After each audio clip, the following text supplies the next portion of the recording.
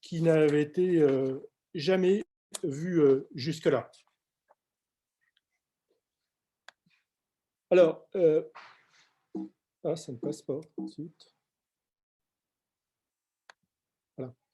Alors, pour commencer, pourquoi nous en sommes venus à nous intéresser en fait aux fake news et à l'information? Eh bien, c'est parce que nous avons été nous-mêmes victimes d'une, on va appeler ça peut-être une mauvaise nouvelle ou une fake news. Il y a un peu plus d'un an, en plein mois d'avril, nous avions proposé en fait aux lycéens de lycée, le lycée Diderot de Langres et le lycée Saint-Michel de Reims, deux lycées avec lesquels nous travaillons depuis plusieurs années, où nous allons faire quelques conférences pour développer la démarche de réflexion éthique. Et nous leur avions proposé, en pleine première vague, de réfléchir quant à l'acceptabilité d'un futur vaccin, hypothétique bien entendu, contre le virus SARS-CoV-2 en période de pandémie. Cette étude est lancée un jeudi soir et le lundi matin, l'agence France Presse nous interpelle et nous fait part de publications Facebook partagées chacune des centaines de fois et qui affirment, copie d'un mail à l'appui, qu'un lycée de Langres, en Haute-Marne, a été choisi pour tester le vaccin contre le Covid-19. Je vous lis ce qui figure sur cette diapositive. Au départ, le témoignage d'un parent d'élève. Bonjour, ma fille est au lycée à Langres. Son lycée professionnel a été choisi pour tester le vaccin contre le Covid-19. J'ai reçu un mail hier soir de l'Académie de Reims. Je vous joins quelques photos du mail en question. Je ne sais pas quoi faire, indique l'une de ses publications Facebook, publiée le 6 avril et reprise presque mot pour mot sur différentes pages. Plus de 210 likes en quelques heures, une douzaine d'heures environ. Et première réaction face à cette nouvelle, un petit peu surprenante, une première question, en tout cas en ce qui me concerne, c'est comment faire pour désamorcer cette bombe, alors que nous avons fait le nécessaire auprès, bien sûr, des directeurs des établissements qui nous ont confié leurs élèves de première et terminale.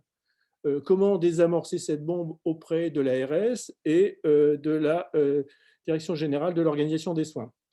Cela va nous prendre, bien entendu, une journée. Plus d'une journée et beaucoup d'inquiétudes. Dans les dernières nouvelles d'Azal, qui sont publiées le lendemain, il est précisé qu'en réalité, non, un lycée n'a pas été choisi pour tester un vaccin du coronavirus. Nous n'avons pas inventé à la faculté de médecine de Reims le vaccin ou l'un des vaccins tant attendus et encore attendus quelquefois au jour d'aujourd'hui. Mais en réalité, dans le mail envoyé par la direction du lycée professionnel Diderot de Langres à ses élèves, rien n'indiquait à sa lecture que l'établissement avait été choisi pour tester un éventuel futur vaccin contre le Covid-19. Ça n'était qu'une enquête d'acceptabilité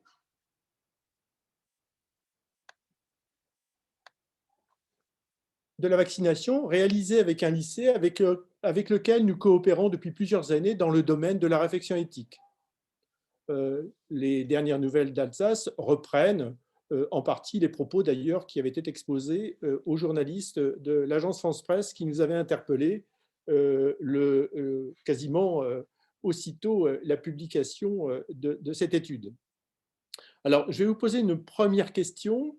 Pour vous, de quoi parlons-nous? Parlons-nous d'une fausse information, d'une mésinformation ou d'une désinformation, d'une rumeur, d'une fausse nouvelle ou d'une fake news?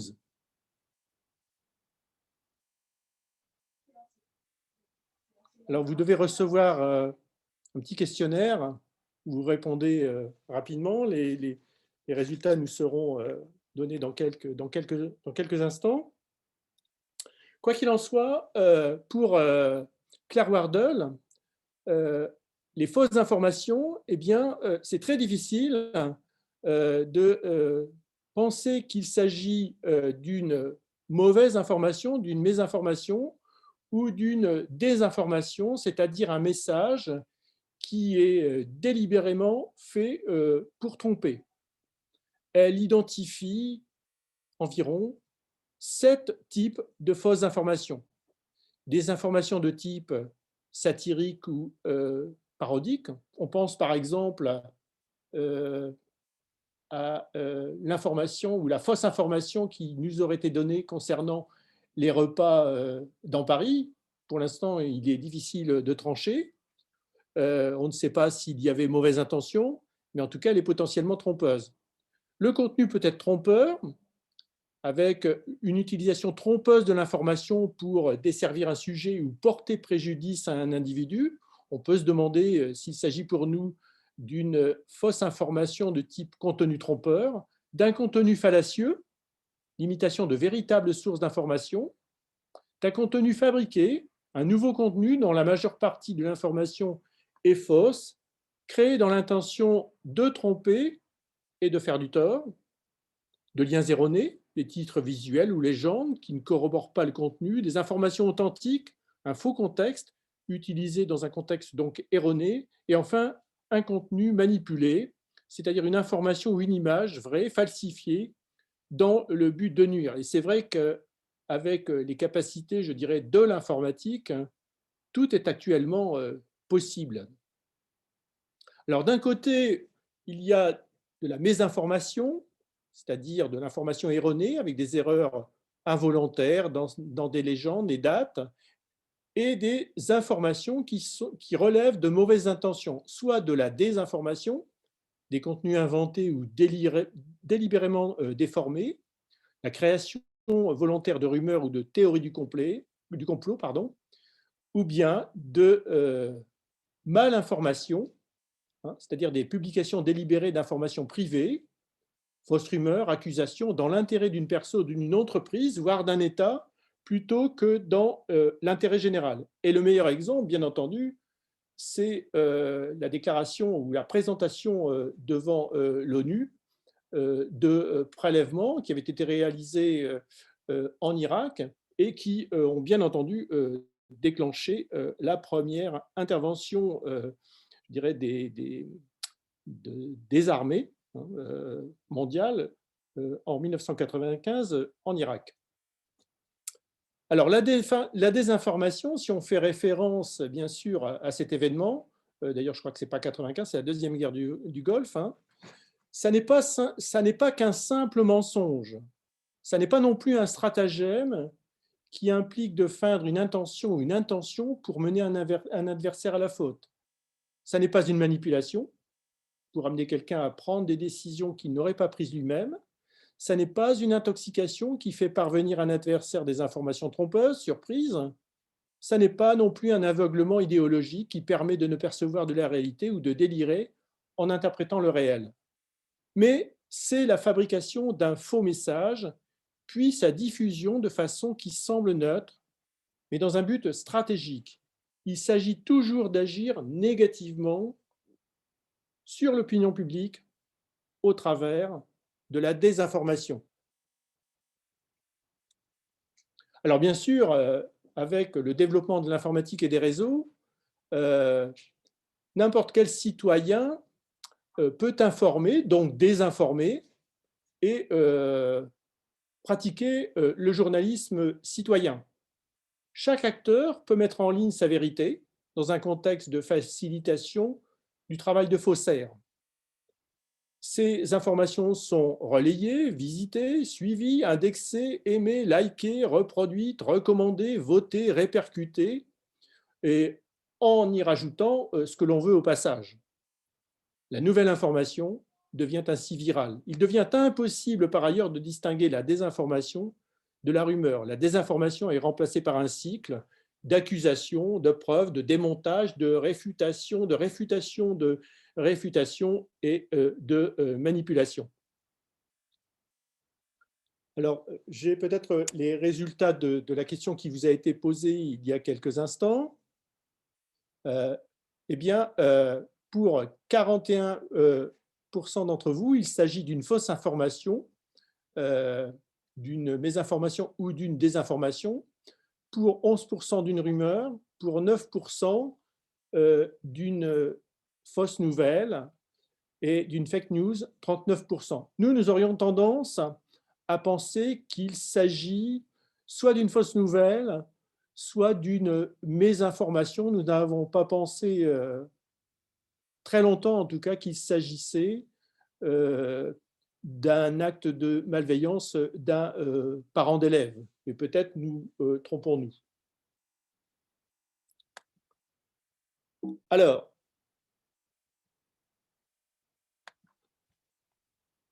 quel effet peuvent avoir ces mauvaises informations sur l'évolution des maladies, en particulier des maladies virales comme le Covid? En effet, ce travail tout à fait récent, hein, 2020, démontre que la désinformation sur la santé peut aggraver les flambées de maladies infectieuses. Les conseils particulièrement pernicieux pourraient être qualifiés de fake news, fabriqués sans respect pour l'exactitude et souvent intégrés à des récits émotifs ou conspirés. Les auteurs ici ont testé des stratégies proposées dans la littérature récente pour contrer la désinformation. Le contrôle de la propagation de la désinformation ou de la vulnérabilité pourrait réduire le fardeau des maladies transmissibles à partir des modèles qu'ils ont fabriqués. Ils utilisaient pour cela 3 modèles. Hein, un modèle où il n'y a pas de propagation de la désinformation, un modèle où la désinformation aggrave les flambées, et enfin un modèle où il y a des stratégies pour réduire l'influence de la désinformation. Et c'est avec ce modèle, en réalité, que les auteurs montrent, bien sûr, il s'agit uniquement de modélisation, ceci reste à démontrer, je dirais, sur le terrain, mais avec ce modèle, il démontre qu'on est capable de réduire en fait la propagation d'un certain nombre de maladies virales, ici par exemple les maladies à virus influenzés, de 20%. Alors la rumeur, à côté de tout cela, la rumeur, c'est le classique bouche à oreille, hein, le plus vieux métier du monde. Le message peut être transformé, réduit, amplifié, accentué, assimilé. Et puis, à côté de cette rumeur classique, ancienne, il y a la rumeur électronique. Le like, le retweet, le repost, c'est le passage de la forme orale à la forme écrite de la rumeur, avec des produits qui sont collectifs, des variantes des légendes urbaines, qui ont pour but d'informer et pas forcément de désinformer. C'est facile, c'est rapide, c'est le plus souvent anonyme, c'est reproductible. Et la messagerie électronique, bien entendu, facilite la propagation de la rumeur et crée une sorte d'entre-soi qui devient en fait concurrentiel de l'information classique. Comment passe-t-on de la rumeur à la fausse nouvelle? Eh bien, en termes de fausses nouvelles, il y a ce qu'on appelle les fausses nouvelles spontanées. On dit, l'ami d'un ami m'a dit. Ce sont des nouvelles transmises qui sont non intentionnelles. La source n'est jamais mentionnée et le relayeur, celui en tout cas qui communique la fausse nouvelle, n'est pas le témoin direct de l'événement. Ça, c'est ce qu'on rencontre tous les jours dans les couloirs. À côté de cela, il y a les fausses nouvelles provoquées. Un tel aurait.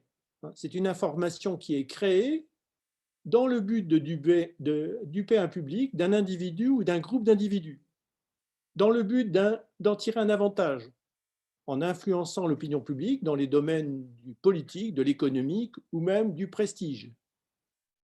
Ce qu'il faut bien savoir, c'est que si une rumeur devient vraie, elle perd d'un seul coup son statut de rumeur, elle devient une information. Mais aussi une rumeur peut aussi devenir une prophétie autoréalisatrice.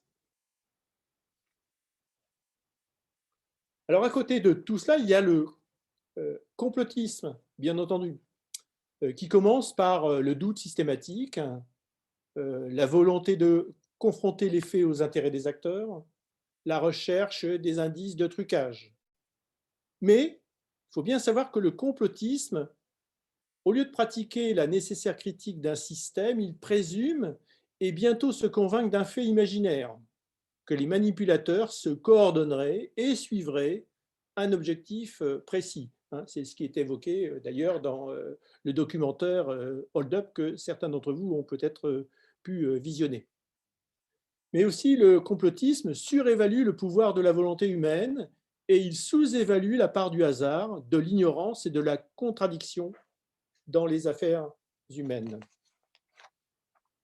Alors, les fausses nouvelles, bien sûr, il y a bien longtemps, je dirais que le juridique s'est penché sur cet aspect des choses.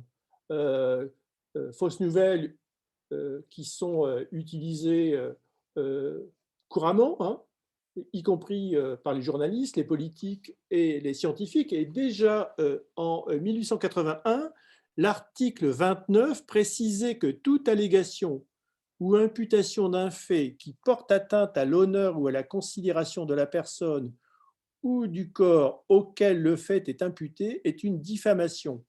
Toute expression outrageante, terme de mépris ou invective, qui ne renferme l'imputation d'aucun fait, est une injure. Cet article a été révisé, est devenu l'article 27, modifié par une ordonnance du 19 septembre 2000, qui est rédigé ainsi: la publication, la diffusion ou la reproduction par quelque moyen que ce soit de nouvelles fausses, de pièces fabriquées, falsifiées ou mensongèrement attribuées à des tiers, lorsque faite de mauvaise foi, elle aura troublé la paix publique ou aura été susceptible de la troubler, sera punie d'une amende de 45 000 euros. Les mêmes faits seront punis de 135 000 euros d'amende lorsque la publication, la diffusion ou la reproduction faite de mauvaise foi sera de nature à ébranler la discipline ou le moral des armées ou à entraver l'effort de guerre de la nation. Il y a donc bien une loi en fait qui permet, en tout cas, sinon d'annuler les processus de désinformation, en tout cas qui pourrait en tout cas faire peur. Alors comment passe-t-on des fausses nouvelles aux fake news? Alors, la définition des fake news est assez controversée, mais en tout cas, j'ai repris cette définition du Cambridge Dictionary: des histoires fausses qui ont l'apparence de nouvelles disséminées sur Internet ou utilisant d'autres médias et créées soit pour influencer les opinions politiques, soit en tant que blague. Les fausses nouvelles provoquées comme fake news, elles s'appliquent presque exclusivement à l'information circulant sur Internet ou par les réseaux sociaux. Horizontalement et classiquement, elles s'opposent aux dominants. Les fausses nouvelles provoquées comme propagande, elles sont verticales, elles viennent d'en haut et classiquement, elles servent les intérêts des dominants. Cependant, si la propagande existe bien dans l'intention de l'émetteur, pour Maigret, Sociologie de la communication et des médias, qui désire noyer toute résistance, elle ne permet pas de comprendre les actes du récepteur qui dispose de capacités de fuite et de contradiction. C'est bien là, quelque part, une des chances qui nous est laissée. Alors, bien sûr, probablement vous vous souvenez de cette image de Trump qui s'adresse à un journaliste et qui lui dit « vous êtes une fake news ». Un travail assez récent s'est intéressé aux fake news ou aux mésinformations en réalité qui ont été publiées entre le 1er et le 1er janvier et le 26 mai 2020 dans la presse anglo-saxonne. 38 millions en fait, d'articles ont été analysés et ils ont identifié plus d'1 million en réalité d'articles qui faisaient référence au Covid-19. Et parmi, je dirais, tous ces articles en fait analysés, c'est-à-dire environ 3% du total des articles publiés en langue anglo-saxonne, eh bien, vous voyez qu'en réalité, 522 000, plus de 522 000, c'est-à-dire 46% en fait du 1,2 million analysé, faisaient référence à de la mésinformation, voire à des informations de type conspiration dans le cadre du Covid. Mais vous voyez aussi qu'en réalité, 38% d'entre elles faisaient référence à Trump, 23% faisaient référence à la couverture à l'infodémie, en fait, appelée telle quelle, de ces fausses informations. Et puis, 17% d'entre elles avaient fait en réalité l'objet d'une vérification de l'information. Seulement 17%. 10% en réalité venaient directement de l'environnement du président Trump. Ou en tout cas, il y avait une corrélation entre l'article publié et l'entourage, l'environnement du président Trump. Le deuxième type de fake news, bien entendu, c'est tout ce qui a précédé en fait l'élection de Boris Johnson en Angleterre, et puis ce qui a suivi, c'est-à-dire la mise en œuvre du processus du Brexit, en réalité. Là aussi, une suite, enfin une somme de fake news qui, en fait, nous laisse penser qu'il s'agit pratiquement d'une manipulation. Alors, quand on interroge en réalité les Français, une étude qui a été réalisée par l'organisme Kantar et publiée dans La Croix il y a très peu de temps, à quelle fréquence diriez-vous que vous êtes confronté à des informations qui déforment la réalité ou qui sont même fausses? Eh bien, 44% des Français déclarent qu'une fois par semaine, ou même plus, ils sont confrontés à des fake news. 63% plus d'une fois par mois.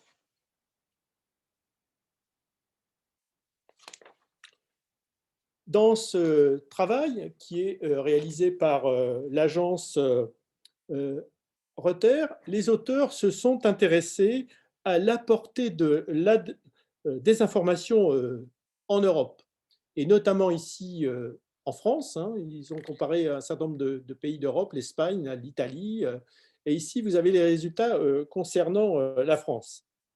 Eh bien, vous avez sur cette diapositive représenté les interactions moyennes mensuelles sur Facebook et d'autres sites pour les fausses nouvelles.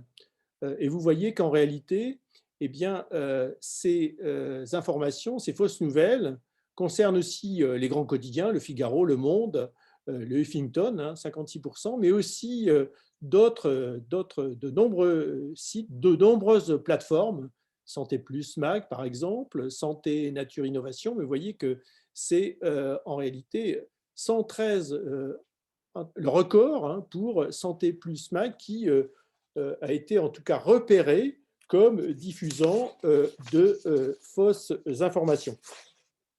Alors, quels sont les effets de ces fake news?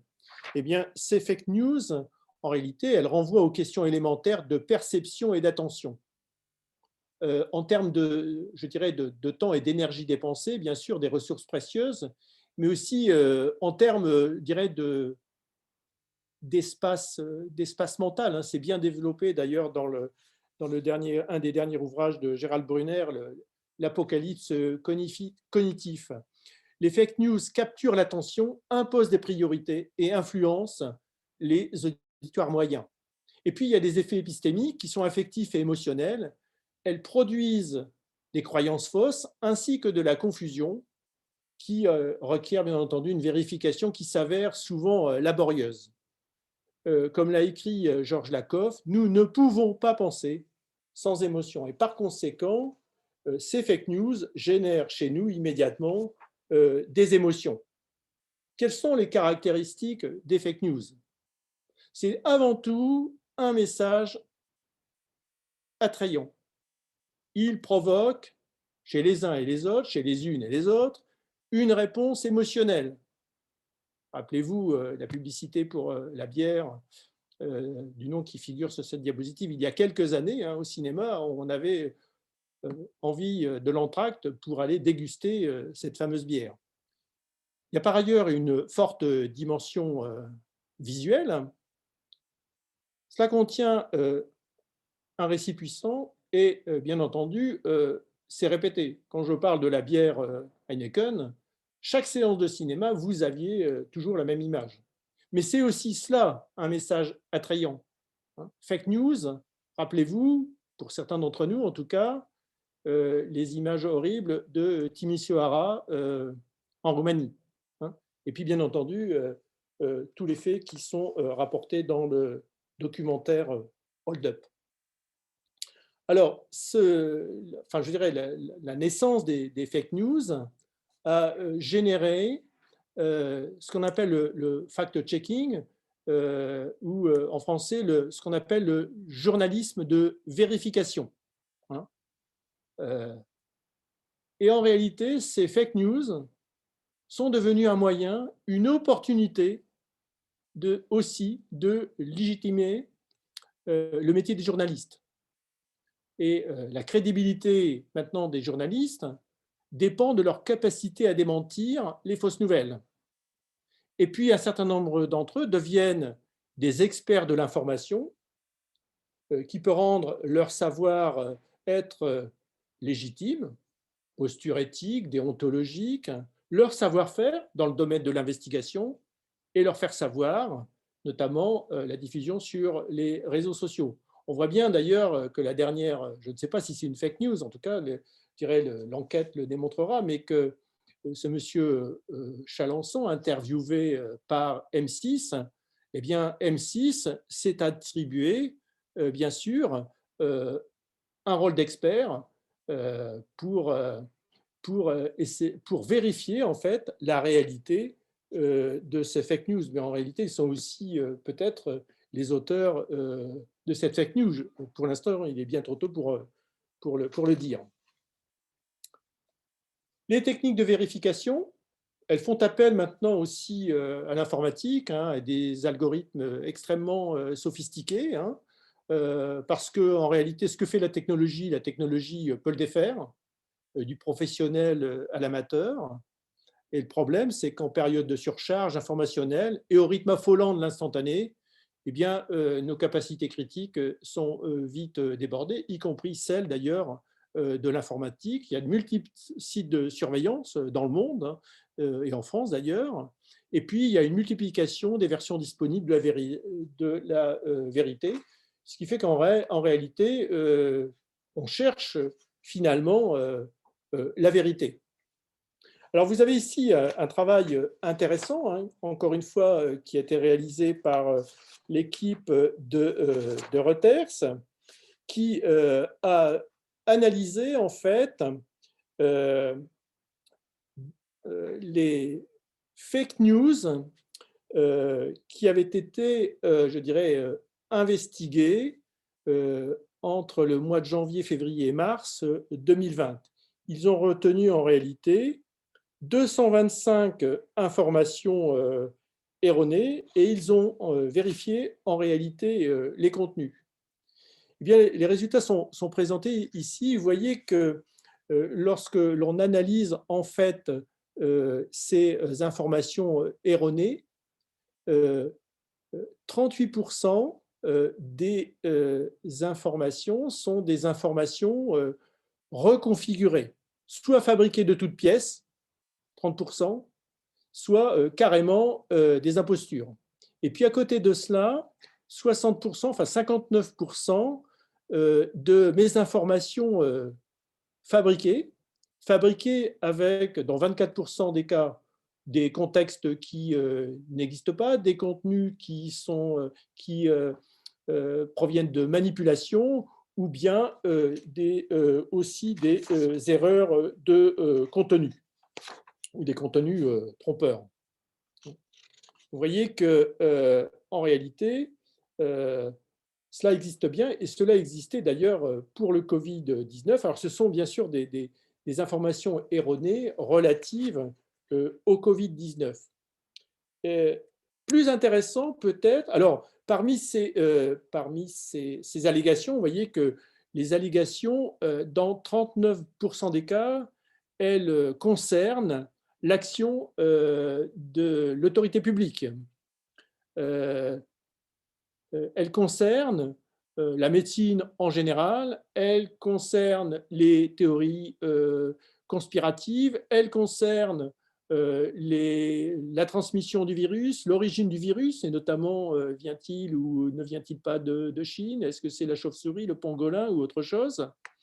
L'absence de préparation du public et puis le développement du vaccin. Vous voyez que c'est moins important que des informations erronées qui concernent en réalité l'action de l'autorité publique et qui, quelque part, va concourir au développement d'une certaine forme de méfiance, voire même d'une certaine forme de défiance. Ce qui est plus intéressant encore, peut-être, c'est qu'en réalité, quand on s'intéresse aux plateformes, aux 3 plateformes les plus importantes, et notamment au pourcentage de publications dans l'échantillon sur chaque plateforme, eh bien, on s'aperçoit que pour Twitter, 59% des informations erronées restent en ligne, 27% pour YouTube et pour Facebook, 24% en dépit de recommandations qui ont été faites par les autorités publiques. Alors, regardons encore un petit peu plus près s'il y a des pavés sous le sable. Le vaccin Covid-19, en réalité, raconte une désinformation et des déficits de données sur les réseaux sociaux. Vous avez ici représenté au cours de cette période, hein, donc février 2020 jusqu'à octobre 2020, l'analyse de plus de 14 millions de publications sur Twitter, Instagram, sur Facebook, contenant le mot vaccin ou vaccination en 3 langues, en anglais, en français et en espagnol. Les auteurs de ce travail n'ont retenu 1200, puisque 1200 de ces publications avaient un engagement sérieux. Mais ces 1200, en réalité, publications reproduisaient en réalité plus de 13 millions d'interactions, c'est-à-dire de communication, je dirais, d'un relayeur à un récepteur. Parmi les conversations qui étaient mises en ligne à propos des vaccins, il y avait des conversations relatives aux motifs politiques et économiques, à la sécurité, à l'efficacité et la nécessité du vaccin. Vous voyez, 350 hein, sur les 1200 dans les 2 cas, au développement, au provisionnement et à l'accès à la vaccination, plus d'une centaine concernaient les théories de la conspiration et en ce qui concerne la moralité et la religion, une cinquantaine. Alors, sur cette diapositive, en réalité, si on reprend les 6 thèmes, les principaux sujets de conversation, ce qui est intéressant, c'est de regarder ce qui se passe, par exemple, en Angleterre. 337 donc, communications concernées la sécurité, l'efficacité et la nécessité du vaccin. Eh bien, en Angleterre, bien que le vaccin ait été, on peut dire, enfin, j'imagine d'ici en tout cas largement accepté, eh bien, je dirais le taux de conversation concerne 42%, pour 42% les Anglais. Et ça concerne, les types de conversations, c'est des discussions à propos de la nécessité, ça concerne l'efficacité comparée du vaccin à l'hydroxychloroquine, etc. Donc, en dépit, si vous voulez, d'une acceptation générale de l'Angleterre, c'est réalisé ça entre février et octobre 2020. Pour l'instant, on n'a toujours pas mis en Angleterre à disposition le vaccin. Vous voyez qu'en tout cas, les Anglais se sont sérieusement questionnés au travers de ces fausses informations ou à propos du vaccin. En France, eh bien, c'est intéressant. Les Français, en fait, ont surtout, sur la même période, véhiculé des informations relatives à la théorie de la vaccination, notamment le vaccin qui permettrait de contrôler la totalité de la population, le vaccin qui serait un outil pour, comment je dirais, entraîner, en tout cas, rentrerait dans un programme de dépopulation planétaire, etc. etc. Vous voyez que la différence entre les deux pays est nette. Sur la même période, eh bien, les Français sont plutôt préoccupés par des théories conspiratives, alors que les Anglais sont plus préoccupés par finalement la sécurité vaccinale. À l'issue de ce travail, donc, le First Draft fait un certain nombre de recommandations que je vais rapidement énumérer. Cesser de nous fier aux efforts de vérification des faits et de modération du contenu des plateformes, apprécier les différences narratives entre langues et régions, se fier, les informations fiables, regarder, sources, veille des médias sociaux, regardez aussi, prêtez attention aux récits issus de la santé naturelle et des communautés en ligne du type New Age, qui devraient être pour eux surveillés de plus près. Surveiller les récits de désinformation anti-vaccination qui se sont adaptés et continueront de s'adapter à l'évolution du contexte de crise sanitaire.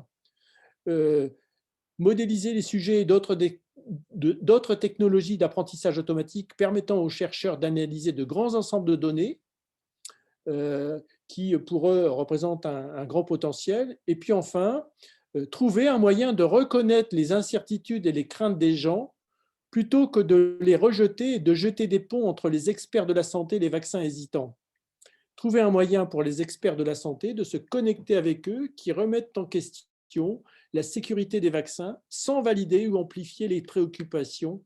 Ça devrait être un élément fondamental pour rétablir la confiance dans les institutions et dans les institutions sanitaires et les autorités. Alors, en juillet 2020, le Comité national d'éthique du numérique avait, dans son bulletin numéro 2, proposé en fait une réflexion quant aux enjeux d'éthique dans la lutte contre la désinformation et la mésinformation. Mais en réalité, dans ce bulletin, il met aussi en avant la défense de la liberté d'expression, mais il développe aussi avec la défense de cette liberté d'expression une expression qui ne peut venir que de la responsabilité, et notamment la responsabilité individuelle.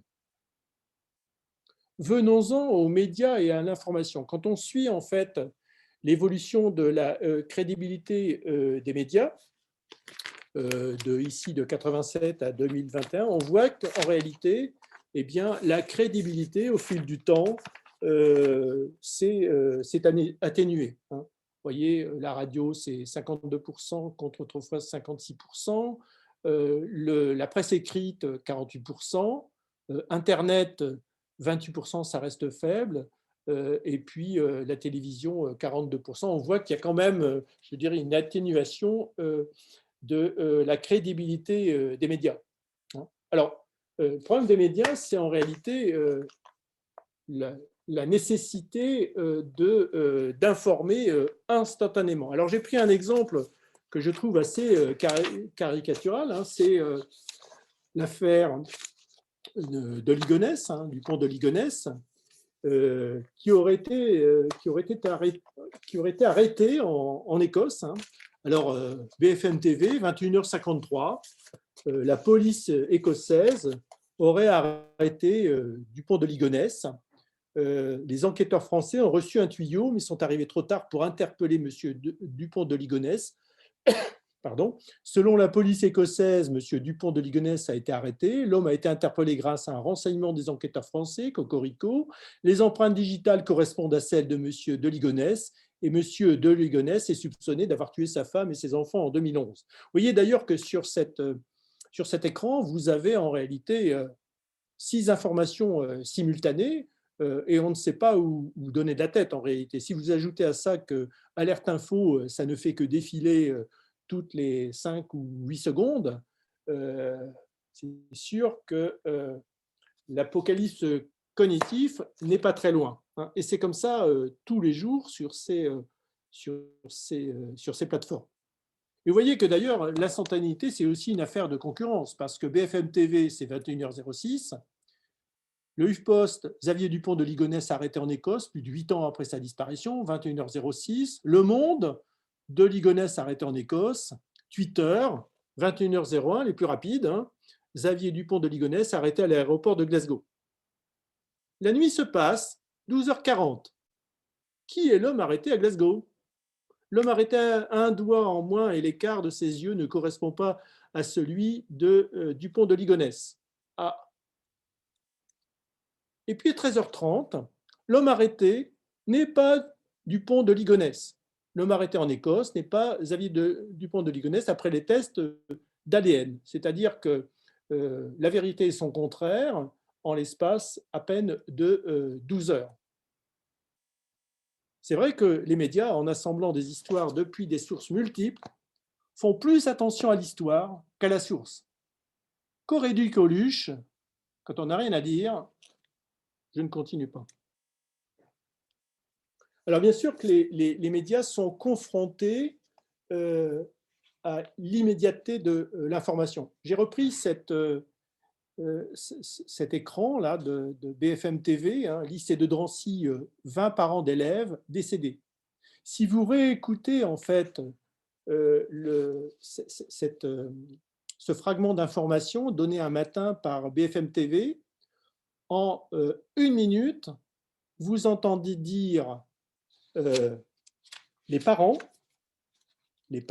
d'élèves de Drancy, hein, et puis ensuite on parle, dans les 30 secondes qui suivent, la même journaliste parle de famille, et puis dans les 30 secondes qui suivent encore, on parle d'environnement. C'est-à-dire qu'on est passé de quelques personnes, ça fait 20 parents d'élèves, qui sont au départ le père ou la mère, et qui sont peut-être quelques heures après un oncle, un voisin, on ne sait plus. C'est-à-dire qu'il faut tellement communiquer vite qu'en fait, eh bien, on s'intéresse au fait qu'effectivement à Drancy, Drancy d'ailleurs qui fait la une pour d'autres affaires en ce moment, ça tombe bien, hein, on s'intéresse effectivement plus à l'affaire qu'à la réalité. En plus de cela, on fait appel à des experts médiatiques, 2 experts qui sont régulièrement en ligne avec une question. Hein. Et vous, professeur, que pensez-vous d'eux? Hein. professeur, quelquefois, dit aussi « je n'en pense rien ». Mais en tout cas, les médias attendent de cet expert qu'il soit un informateur. On veut lui faire dire ce qui est. On attend aussi un comportement d'oracle. On lui demande de dire ce qui sera. Vous imaginez combien de fois on a entendu sur ces plateaux « quand va s'arrêter le confinement ? On veut une fin à tout cela. Ce sera quand ?» On veut aussi qu'il représente l'autorité, la vérité. Il atteste que ce qu'il dit est vrai. Il a aussi un rôle de médiateur et d'interprétateur. Il dit ce que nous pouvons en penser. Nous pouvons en penser. Les journalistes, face à ces experts, sont aussi la plus souvent maintenant des journalistes spécifiques, spécialisés, qui sont quelquefois plus compétents en réalité que leurs interlocuteurs. Plus experts pour des sujets transversaux. Alors, le problème de l'expert, en réalité, c'est que, bien souvent confronté, je dirais, aux journalistes, il n'a pas la réflexion suffisante sur les effets, compte tenu de la nécessité d'être instantané, sur les effets du pouvoir de son discours. D'autre part, il n'y a aucune raison qu'une personne qui a réalisé une contribution significative aux sciences soit omniprésent, sauf au point de s'en persuader. On a eu quelques exemples. Et puis, le temps caractéristique de l'analyse scientifique est plus long que le témoignage dans un format limité. Et bien entendu, l'expert, dans ces conditions, va s'aventurer quelquefois dans des domaines qui ne sont pas les siens. Ceci aboutit en fait à une véritable cacophonie et à une mésinformation qui est là aussi source de méfiance, en tout cas de diminution de la confiance, voire de défiance. Et lorsqu'on interroge encore une fois les Français sur la perception du traitement médiatique de la crise du coronavirus, par exemple, on a donné trop de place à des gens qui ne sont pas spécialistes du sujet, eh bien, 73% des Français vous disent oui, on a dramatisé les événements, 66% vous ont permis de bien comprendre ce qu'il se passait, 64% c'est oui. On donnait trop de place à des gens qui expriment un point de vue extrême, 61%. On relayait de fausses informations, 58%. Vous ont apporté des conseils utiles pour votre quotidien, 50%, et beaucoup de nos concitoyens ne savent pas quoi faire au travers, non pas de ce qu'ils entendent forcément, je dirais, de notre ministre ou de Premier ministre, mais quelquefois relayé par les médias, ça devient c'est totalement incompréhensible. Vous ont permis de réduire l'incertitude liée à la situation, 36% seulement. Donc, vous voyez que c'est bien compliqué dans cette situation. Est-ce que la vérité vient d'ailleurs ? Les autorités et les médias nous mentent. Alors bien sûr, il y a eu le problème des masques, et puis il y a le problème des vaccins, et puis il y a même le problème des services de réanimation dont on nous dit qu'ils sont pleins, ils ne sont pas pleins. Enfin, c'est très compliqué. En tout cas, il y a une progression de la défiance envers la parole autorisée, envers les experts, envers les journalistes, envers les politiques. Et finalement, on observe une dégénérescence du scepticisme et une transformation, pour certains en tout cas, en théorie du complot. Alors la crise de confiance des Français envers les médias n'est pas d'hier. Vous voyez que c'est tiré donc de l'Institut Statista. Vous voyez qu'en 2018, 24% des Français seulement ont confiance dans les médias. En Finlande, 60%. En Pologne, 48%, je donne quelques chiffres, 49% en Belgique. Vous voyez que nous sommes les moins confiants en fait envers nos médias. Et quand je reprends les résultats de l'étude qu'on a réalisée auprès de nos lycéens de première et terminale à Langres et à Reims, lycée Saint-Michel, bien, vous voyez, c'est intéressant parce qu'en réalité, quand on leur pose la question de savoir à qui ils accordent leur confiance dans le domaine d'un hypothétique vaccin, c'est-à-dire au mois d'avril. D'ailleurs, la première raison pour être pour 95% des lycéens étaient pro-vaccin, 60% d'entre eux d'ailleurs pouvaient donner leur accord pour participer à un essai clinique, mais 95% de ces lycéens avaient été d'accord pour la vaccination, accepter le vaccin, pour sortir du confinement, hein, donc on est en plein mois d'avril-mai, hein, et deuxièmement, pour protéger leur famille.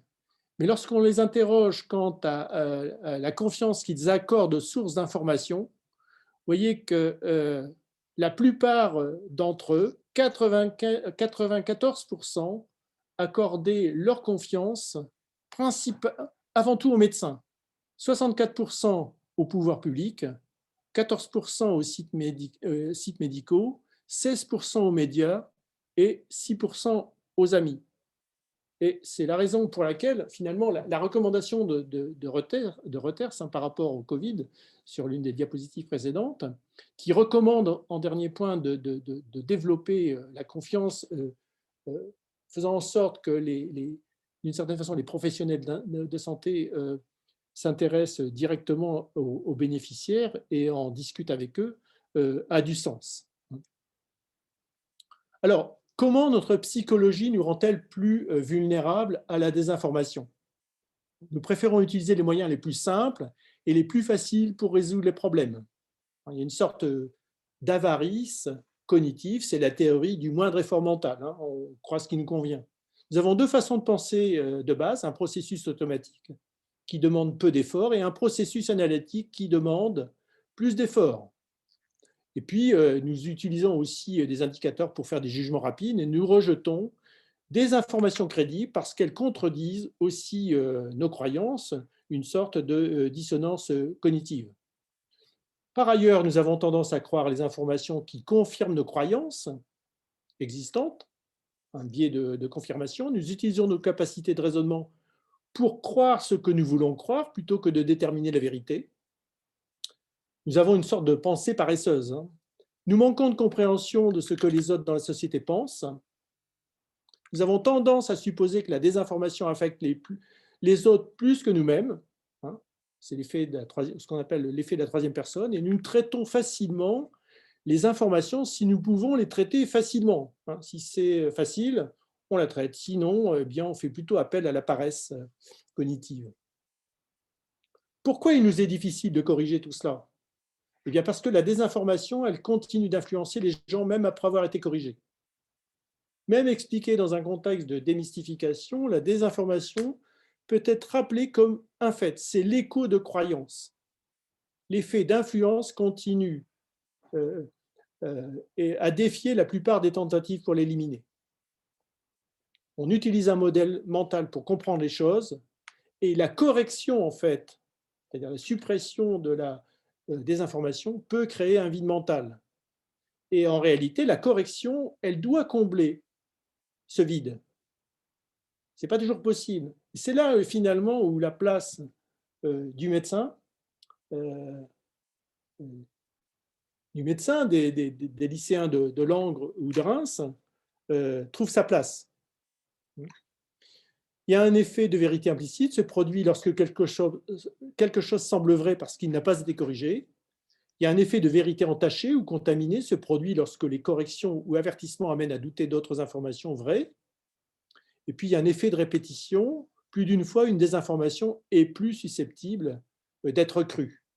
Il y a un effet de vérité illusoire, une familiarité qui donne l'impression que quelque chose est vrai alors que ce n'est pas le cas, un effet de retour de flamme et aussi un effet de retour de vision du monde. Lorsque la correction est incompatible avec la vision que l'on a du monde, eh bien, ça renforce la croyance originale. Comment on peut prévenir, en fait, je dirais, notre vulnérabilité à la désinformation? Mais il y a avant tout le scepticisme. On a vu tout à l'heure qu'il y avait une dégénérescence du scepticisme, une conscience du potentiel de manipulation et un désir de comprendre avec précision la vérité. Par paresse, peut-être, eh bien, on abandonne peut-être ce comportement sceptique qui implique davantage de ressources cognitive. Il y a la vigilance, qui est une prise de conscience accrue des effets de la désinformation, la pensée analytique ou la délibération, qui implique une évaluation réfléchie, plutôt que des jugements rapides et intuitifs. Et la pensée analytique ou la délibération, elle peut éventuellement se faire à plusieurs. La friction, c'est se demander par exemple pourquoi il pense qu'un titre est vrai avant de le partager. C'est l'exposition préalable à des exemples de désinformation. C'est analyser des désinformations. Et puis, il y a aussi le coup du voisin, non pas pour dire bonjour, mais qui peut aider un tel à réagir à la désinformation. Alors, quelques rappels qui sont pas anodins de quelques philosophes. Habermas, une sphère publique saine est essentielle à la démocratie et doit être inclusive, représentative et caractérisée par le respect de l'argumentation représentative. Malheureusement, les êtres humains sont enclins à suivre la masse. Et enfin, pour Habermas, 2006, l'essor de millions de salles de discussion fragmentées à travers le monde a plutôt tendance à conduire à la fragmentation de larges publics de masse ayant un centre d'intérêt politique en un grand nombre de publics intéressés par des questions isolées. L'information, elle doit créer l'étonnement. L'étonnement appelle la question appelle la connaissance. Et l'ensemble, c'est un processus d'étrangérification de l'ordinaire. L'information, désinformation, doit être considérée comme une étrangeté et qui mérite l'étonnement, l'émotion et finalement la question. Information ou désinformation, il y a un processus qui est proposé d'ailleurs par Vold en 2017. Premièrement, se poser la question de savoir qui sont les agents qui ont créé, produit et diffusé le contenu en question, quelle était leur motivation, de quel message s'agit-il, sous quel format a-t-il été diffusé, quelles étaient ses caractéristiques, une fois reçu, comment le message a-t-il été interprété par les personnes qui en ont pris connaissance, quelles mesures ont été prises, le cas échéant. Effectivement, il y a des messages qui sont au passage dénaturés, amplifiés et qui deviennent finalement de la désinformation. C'est un peu le cas d'ailleurs de ce qui nous est arrivé avec cette enquête. Alors, Chambaud parle de liaison dangereuse entre l'information et la désinformation. En effet, les questions de santé sont particulièrement vulnérables au désordre de l'information. Il y a un sentiment diffus de méfiance qui s'est installé au fil du temps, et notamment en France. Au-delà des risques directs des effets délétères moins immédiatement évidents, il y a des doutes, il y a de la post-vérité, il y a des diagnostics qui sont tardifs, il y a des traitements, ça peut aboutir à des traitements dangereux, voire des dérives sectaires. Et en tout cas, c'est une menace pour la démocratie sanitaire. Alors, la Commission européenne, en 2019, avait déjà fait un certain nombre de recommandations, des recommandations pour les entreprises, des recommandations pour les gouvernements nationaux, avec des formations à mettre en place de pointe pour la cybersécurité, pour les organisations de médias qui, je dirais, encourageaient à mettre en pratique des normes éthiques, pour la société civile, pour sensibiliser la population à la menace du désordre de l'information et aussi un encouragement à agir en tant qu'intermédiaire impartial. Et pour le ministère de l'Éducation nationale, des programmes d'initiation à l'information, ou travailler avec les bibliothèques, formation à l'information électronique. Alors vous avez ici un exemple de recommandations, des recommandations je dirais de l'État britannique, avec en fait un algorithme, une checklist, source, analyse, modification, erreur, une sorte de processus en fait d'analyse de l'information avant de considérer que on peut se fier. Vous avez aussi un certain nombre de sites, j'en cite un ici au passage, All Sites, un site américain qui est intéressant parce qu'en réalité, il analyse les informations, qu'elles viennent des républicains, des démocrates ou ou entre les deux, si ça existe d'ailleurs aux États-Unis. Mais en tout cas, c'est intéressant parce que vous verrez des informations qui sont analysées en fonction de son, comment je dirais, de son appartenance politique. Je vous encourage à aller voir de consulter ce site.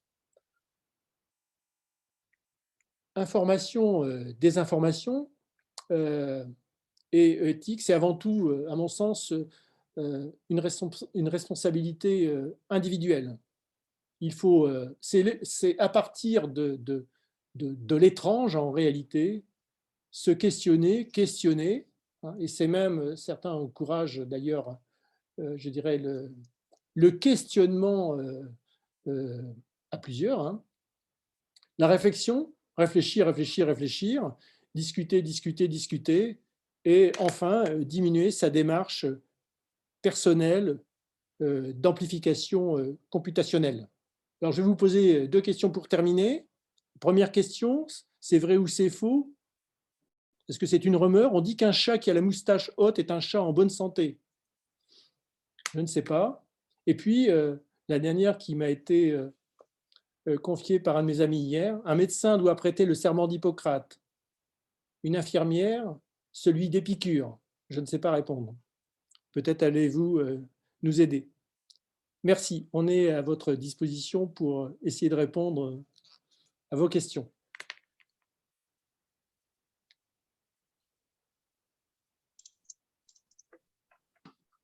Alors, merci beaucoup, Monsieur Léon, pour cet exposé très riche, vraiment. Alors, j'ai quelques questions qui, en fait, que je vais regrouper dans une question, parce que plusieurs m'ont posé, en fait, des questions qui allaient un peu dans la même direction.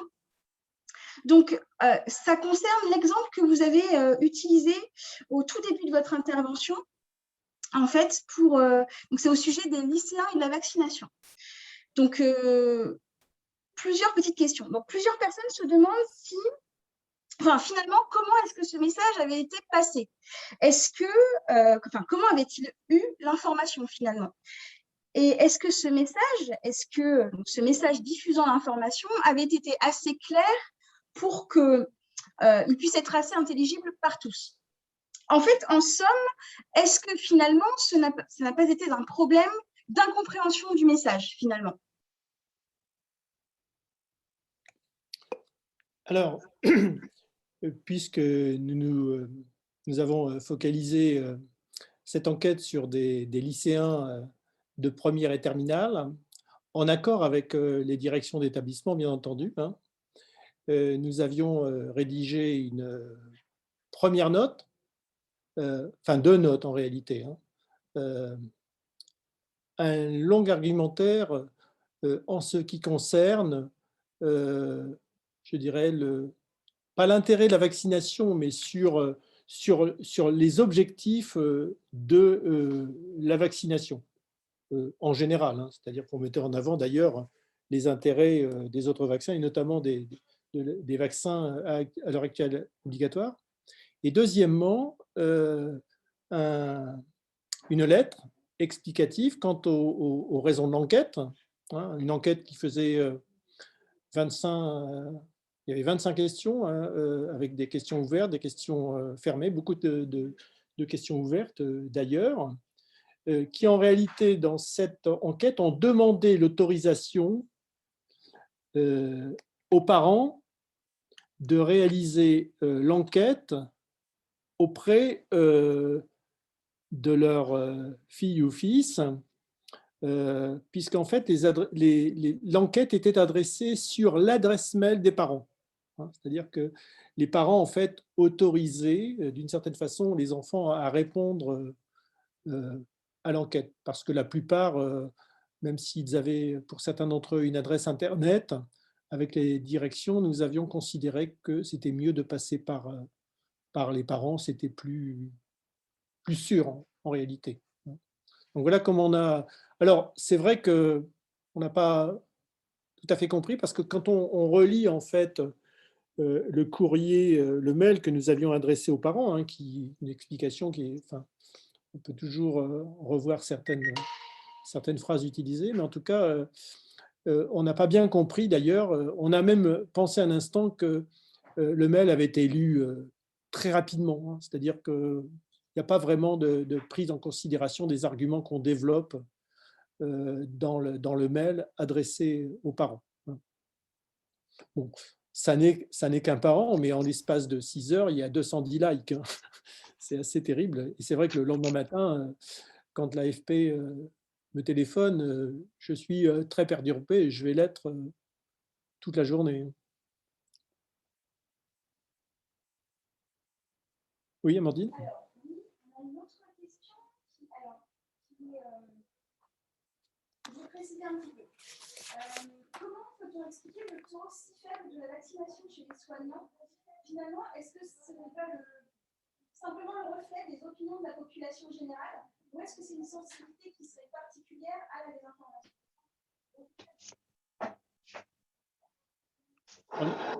En France, il y a beaucoup de travaux concernant cette diminution en fait de l'adhésion des soignants à la vaccination. Hein. C'est connu, hein. On sait que par exemple en 2019, 27 ou 29%, je ne sais plus exactement les chiffres, hein, des soignants non médicaux dans les maisons de retraite sont vaccinés contre la grippe. Hein. Donc, alors qu'en fait, la grippe touche bien entendu les personnes âgées, les personnes les plus vulnérables, et c'est celles qui paient un lourd tribut au mois de janvier, février. Hein. Par contre, 75% des médecins qui travaillent dans ces structures, soit comme médecins coordonnateurs, en 2019, étaient vaccinés contre la grippe. On n'a pas les chiffres de 2020, bien entendu, encore moins ceux de 2021, en raison de la Covid, mais grosso modo, il y a une méfiance qui s'est installée progressivement. Et c'est vrai que quand on étudie les processus qui amènent, je dirais, à refuser la vaccination, en France, c'est un état particulier. C'est intéressant d'ailleurs de voir cette enquête de Reuters, enfin, cette analyse de Reuters hein, qui concerne la France hein, donc en 2020, sur l'année 2020, hein, février-octobre 2020, où finalement les Français sont moins confiants et évoquent plus en fait des théories de la conspiration, etc. Mais il n'y a pas que cela dans le refus du vaccin. Hein. Il y a un certain nombre de choses, notamment, ça a l'air de rien, hein, mais la peur de la piqûre. Hein. Alors, je ne sais pas si les soignants ont peur des piqûres, mais en tout cas, globalement, dans les enquêtes internationales, 17% des personnes qui sont anti-vaccins mettent en avant la peur de la piqûre. Hein. C'est incroyable. Hein. Moi, je peux le dire comme ça, je n'aime pas les piqûres, mais finalement, c'est quelque chose qui est assez partagé. Alors, bon, je ne dis pas ça pour plaisanter, mais en tout cas, c'est un élément à prendre en considération. Et puis, il y a aussi un autre élément, ça a à voir probablement avec la responsabilité personnelle, individuelle. Moi, si je suis le seul à ne pas être vacciné, finalement, dans la masse, ça n'aura pas d'effet. Je veux dire, ça ne va pas changer statistiquement le nombre de personnes non vaccinées. Hein. Et par conséquent, et puis il y a peut-être autre chose, hein, ça n'apparaît pas quand même dans les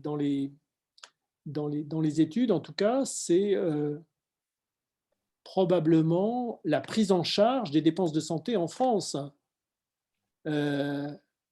L'Américain qui laisse sa maison dans 5 jours d'hospitalisation en réanimation à Chicago, ce n'est pas la même chose qu'un Français qui vient sous oxygène 5 jours en réanimation. Hein.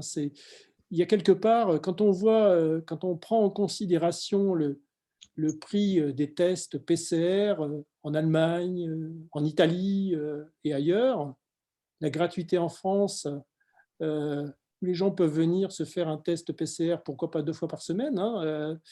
Moi, je vis près d'un laboratoire de biologie, je vois bien ce qui se passe. Hein. Ce n'est pas la même chose. Hein. Donc, on peut se dire, oui, bah, écoutez, moi, je vais plutôt me faire un test antigénique qui en plus est remboursé chez le pharmacien plutôt que d'aller me faire vacciner. Et puis c'est vrai qu'il y a aussi probablement à prendre en compte la diffusion d'informations qui font peur, notamment en ce qui concerne les effets secondaires de certains vaccins.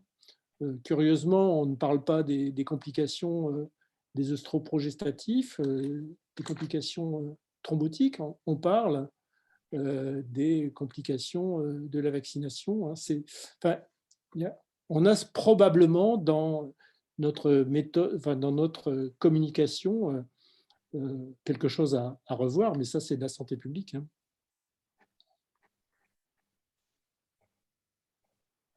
Je sais pertinemment que je n'ai pas répondu totalement à la question parce que c'est un sujet que je ne sais pas, si les experts savent l'expliquer, mais si vous prenez par exemple, la vaccination contre le papillovirus chez les garçons, bien en France, il y a une résistance qui est beaucoup plus élevée que dans d'autres pays qui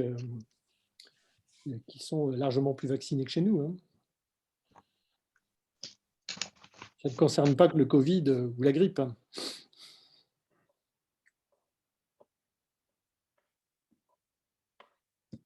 Alors, hop, j'entends. Vas-y, oui, allez-y. C'est bon.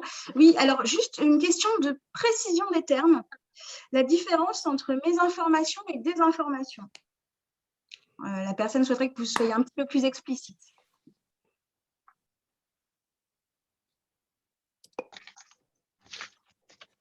Mésinformation, c'est une information qui est fausse, mais qui en réalité est honnête. Si je prends pour exemple ce qui s'est passé à Langres, je dirais que c'est une fausse nouvelle, une fausse nouvelle honnête. C'est-à-dire que si la personne n'a pas lu exactement, correctement ou complètement le mail, elle a pu en faire une fausse nouvelle, c'est-à-dire une mésinformation. Par contre, dans la désinformation, il y a du mensonge. Il y a un mensonge.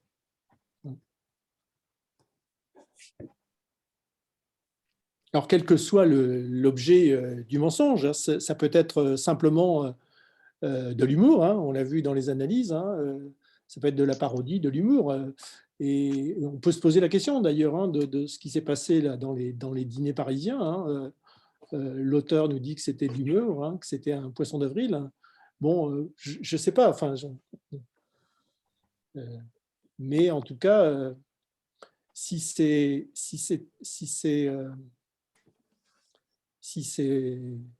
vrai, il y a mensonge. C'est une désinformation qui a à voir en fait avec l'absence de risque de contamination qu'il y aurait en dînant à 50 ensemble le soir.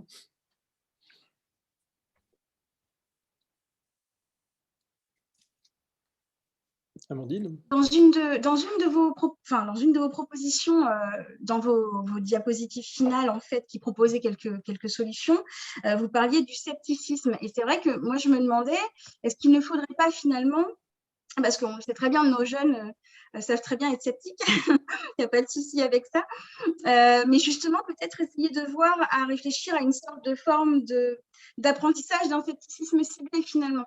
Parce qu'on se rend bien compte, en fait, souvent, quand on travaille avec des jeunes, que ce soit des collégiens, des lycéens ou des étudiants, mais même par la suite, qu'il y a une vraie nécessité du scepticisme de se reposer des questions et de remettre en doute certaines choses, mais que souvent, ce scepticisme n'est pas forcément dirigé, on va dire, aussi clairement dans tous les domaines. Et donc, peut-être cette évaluation des domaines serait pertinente. En tout cas, voilà, est-ce qu'on ne pourrait pas tous ensemble ça, c'est peut-être un vrai débat citoyen.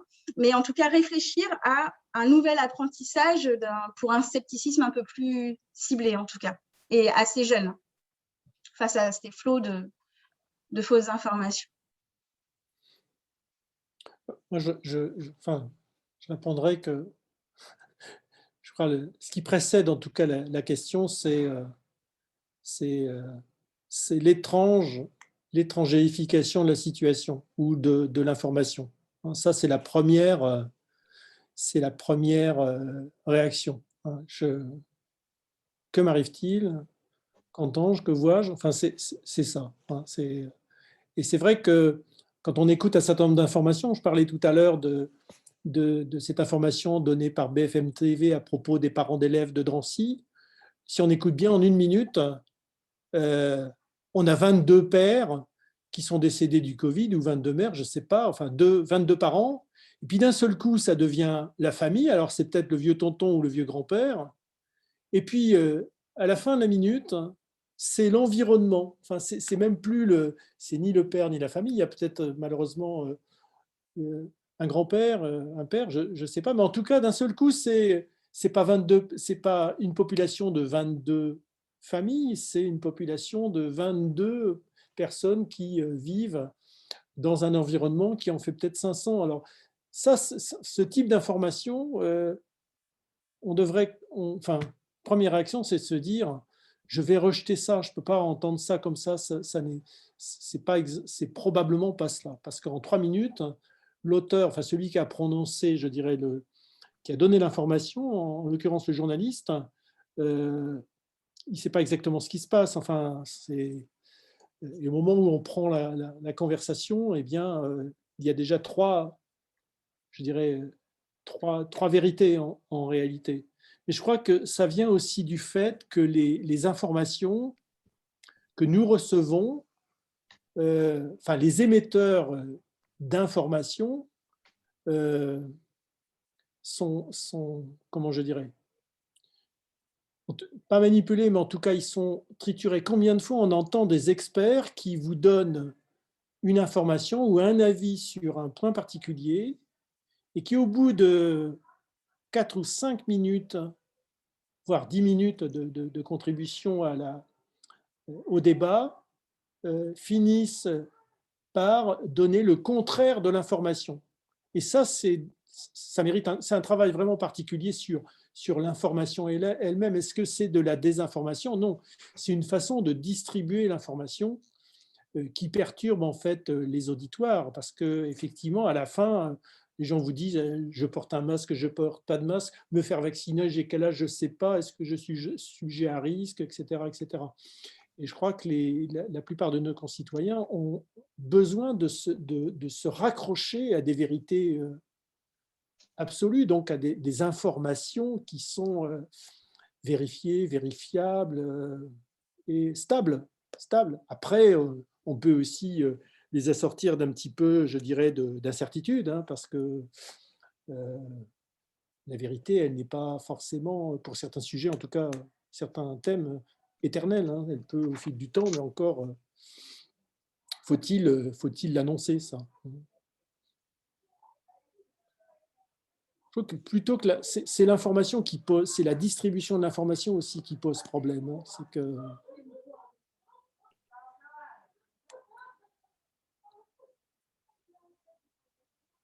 oui, Amandine. Oui, merci beaucoup.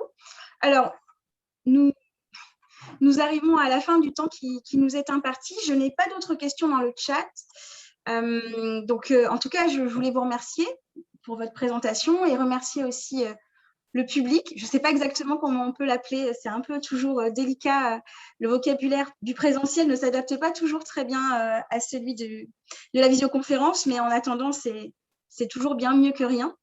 Alors, il me reste à vous proposer éventuellement de nous retrouver la semaine prochaine, même heure, même endroit. Du coup, c'est plus facile comme ça, avec Emmanuel Corner, qui est donc un psychanalyste et philosophe, et qui traitera des informations médicales et des effets du langage, la manière dont c'est aussi reçu. Voilà. En tout cas, je vous remercie. Et puis, peut-être à la semaine prochaine. Au revoir.